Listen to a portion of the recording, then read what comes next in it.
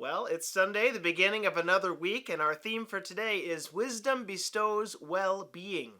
We're going to be reading from Proverbs chapter 3, and our verse of the day is verses 3 and 4.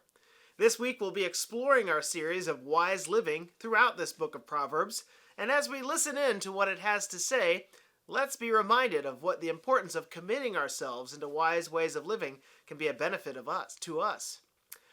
Let love and faithfulness never leave you. Bind them around your neck. Write them on the tablet of your heart. Then you will win favor and a good name in the sight of God and people.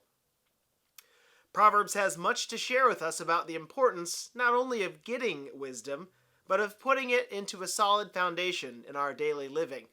Today's message is one of loving loyalty. The Bible gives us plenty of examples of what this might look like, and we'll share 3 of them with you briefly today. The first one is Ruth and Naomi. If you go back to the story of Ruth in the Hebrew Bible, it's just 4 chapters long. Maybe you've read it several times. But one of the things that sticks with me about that story is the words that Ruth shares to her mother-in-law Naomi as Naomi is preparing to go back to the land of Israel.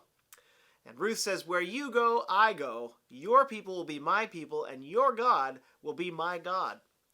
Ruth is willing to leave behind everything that she knows, all that she holds dear, and all that she's familiar with in order to strike out on a new life with Naomi, whom she's pledged herself to. This is in contrast to Orpah, the other daughter-in-law, who goes back home to Moab to her own people.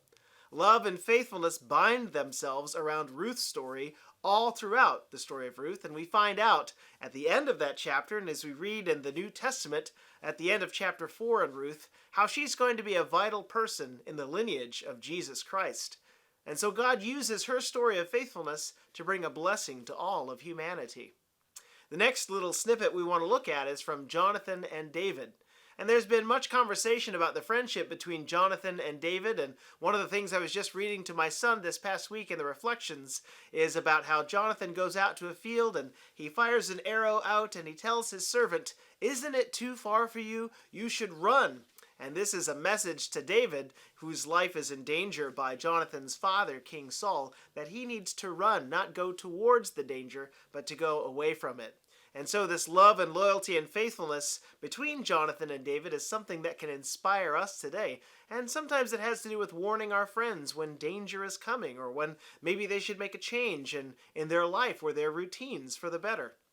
The last example that we want to look at today is before the familiar parable of the sheep and the goats. It's found in Matthew chapter 25, and it's the parable of the talents. Do you remember how this story goes? The master goes away on a journey. He's got 3 servants, and he gives each one a different amount of talents according to their ability. He gives one, another one 2, and another one 5. And the one with 5 doubles it, and the one with 2 doubles it, but the one with just 1 talent goes and buries it beneath a rock, buries it in the ground, and the master is so angry when he comes back because he hasn't done anything. He hasn't been faithful to the command of his master as the other 2 have.